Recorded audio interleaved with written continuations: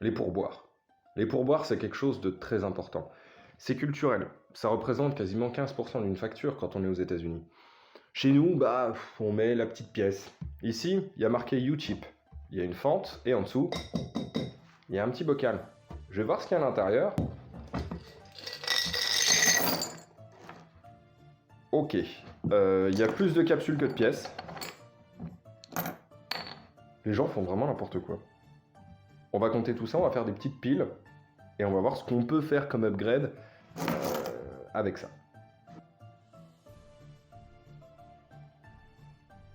C'est maigre. Il y a 20 euros.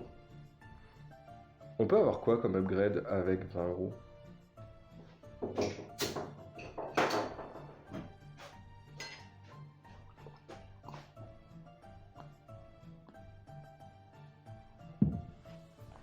Celle-là, c'est pas ma bière. C'est un pote qui fabrique ça, un brasseur vosgien.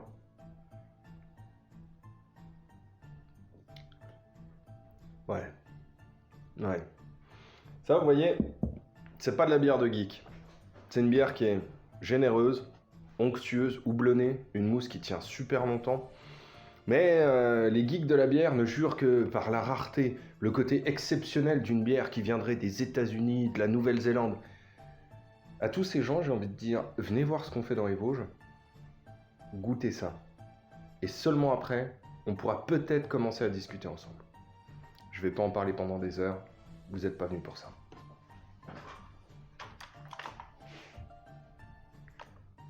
Voilà ce que j'ai acheté chez Airsoft Occasion, ça va être notre réplique, alors ça deviendra plus tard une réplique de prêt pour mon association. On va voir ce qu'on peut faire avec ça, donc je l'ai acheté pour une bouchée de pain, très honnêtement. Alors on voit qu'ici il manque une petite partie qui nous sert la plaque de hausse, tout simplement. Ici on voit qu'elle a eu un petit souci, donc on a cassé la protection du guidon et le guidon est parti avec. On a un cache-flamme imprimé 3D qui est cassé en deux. Et qu'est-ce qu'on peut voir d'autre? Il n'y a pas de jeu excessif, il n'y a pas de... Ah si. Alors, je ne sais pas si vous allez le voir. Ici, vous voyez un engrenage, juste là. Les feuilles de la laurienne ne tombent pas sans raison. C'est une réplique qui a déjà été ouverte. C'est une réplique qui a probablement déjà été modifiée. On va regarder ce qu'on peut faire ensemble. On va l'ouvrir pas à pas. On fera des tests de tir avant-après. Et surtout, on va voir, avec ce que j'ai récolté en pourboire, 20 euros, qu'est-ce qu'on peut faire là-dessus pour 20 euros. Test Chrony, donc réplique d'origine. Enfin d'origine, il y a eu un petit downgrade dessus, paraît-il. Alors, on se met, hop, Chrony, lunettes, batterie, 11.1. On va tester. C'est parti. Alors, on va se mettre en semi. 340, 320,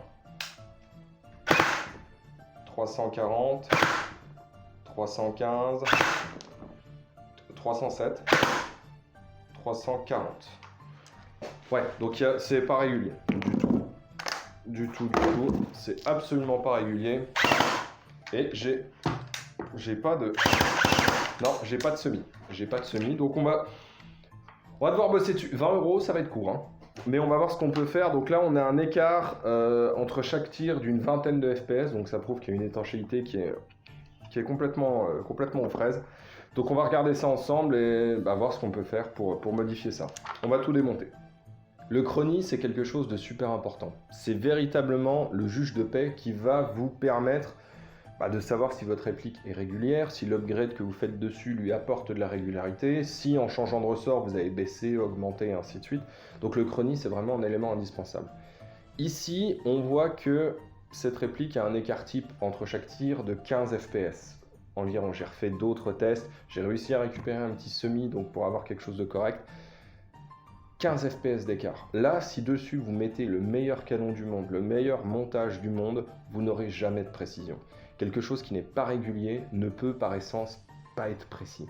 Si vous avez 315, 330, 315, 330, vous allez avoir un groupement qui sera immonde. Et même en faisant le meilleur, vraiment en produisant le meilleur de ce qu'on peut, si vous n'avez pas une réplique qui est régulière, vous n'aurez jamais une réplique qui sera précise. On va démonter tout ça. Alors, beaucoup de choses me laissent penser que c'est un repack de Sima, finalement, c'est quasi certain. Une ancienne version, parce que vous voyez qu'ici, là, il y a 4 vis, 2 et 2, qu'il faut retirer. C'est pas le système par goupille que j'adore chez les répliques Sima, que je déteste chez les ENL avec leurs 2 petites clés. On s'arrête là. On va enlever tout ça, on va l'ouvrir et puis on va faire un premier état des lieux pour savoir ce qu'on doit modifier dessus. Je vais juste utiliser un petit verre vide pour pouvoir réceptionner toutes les vis. Et c'est parti. Le capot. Tamiya Mini. Oh bah voilà, CM02B. Bon bah on est sûr. Alors, petit bricolage de l'ancien. Une petite vis qui permet en fait de tenir la partie qui tient le top cover. Je pense qu'on va découvrir de belles choses. Ensemble, c'est jusque là, c'est aller jusque là. Allez, on continue. Ici, on a donc la première partie qui se sépare assez facilement. Comme je vous ai dit, il n'y a que 4 vis qui retiennent l'avant de la réplique à l'arrière de la réplique. On va parler tout à l'heure de ce qu'on peut faire avec un bloc hop-up d'origine, un canon d'origine, un joint hop-up d'origine. Nous, on va sortir la gearbox. Donc, on retire ici le sélecteur. D'accord. Ok, donc ça a été pas en place en fait. Ça a été pas. Alors, on retire aussi la poignée moteur. Hop, comme d'hab. Et là, on va avoir accès à notre gearbox. On a démonté, on a notre gearbox. On peut voir ici qu'il manque le cache qui va protéger ici l'engrenage. Les feuilles de la Lorienne ne tombent pas sans raison. Cette gearbox a déjà été ouverte. Ça se voit aussi ici soudé. Alors, j'allais dire proprement, mais non en fait. Pas proprement. Il y a du boulot dessus, moi j'ai que 20 €, donc on va vraiment utiliser ces 20 € avec les frais de port en plus. Hein, j'ai chargé le sac à dos sur le coup là. On va essayer de faire le maximum avec cette réplique. Alors on voit ici donc un nozzle qui est un nozzle d'origine. On va voir ce qu'on va changer, tout simplement. J'ouvre tout ça et on va regarder.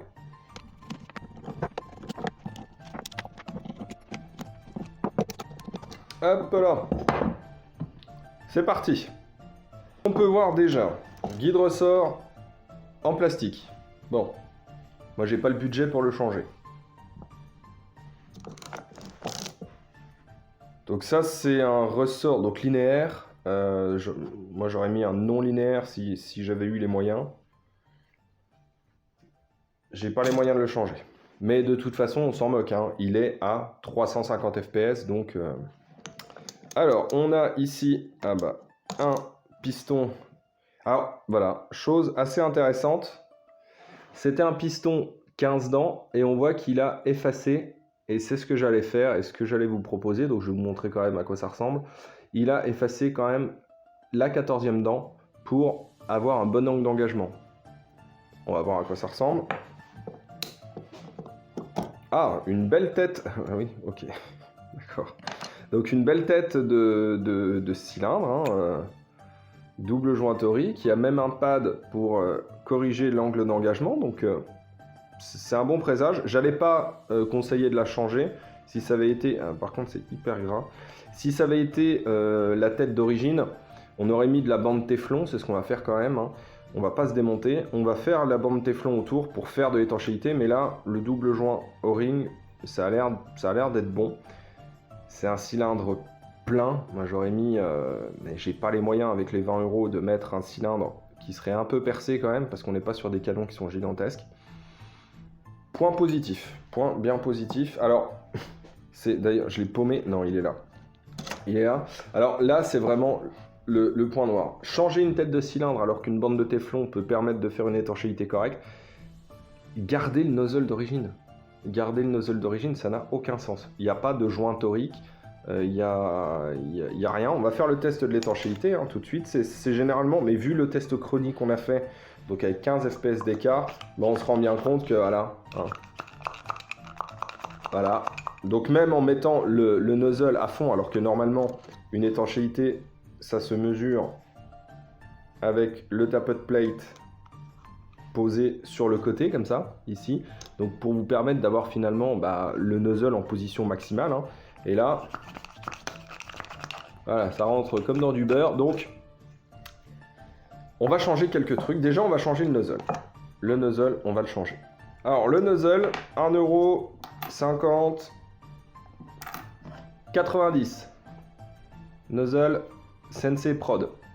Sensei Production, c'est des bons nozzles. Il y a 2 joints toriques à l'intérieur. Vous prenez, donc là, on est sur une AK, hein, donc c'est un nozzle AK court, 1,90 €.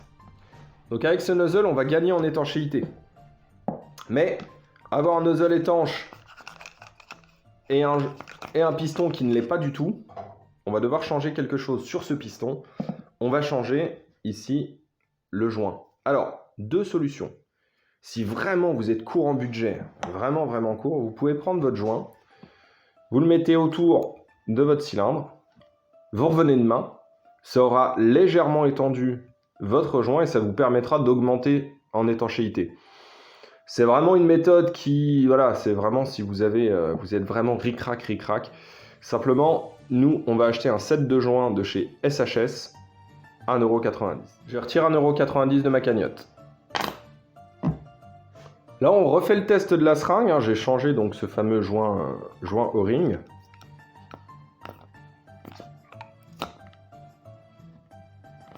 Là, c'est parfaitement étanche. Là, je pense qu'on aura quelque chose qui sera régulier.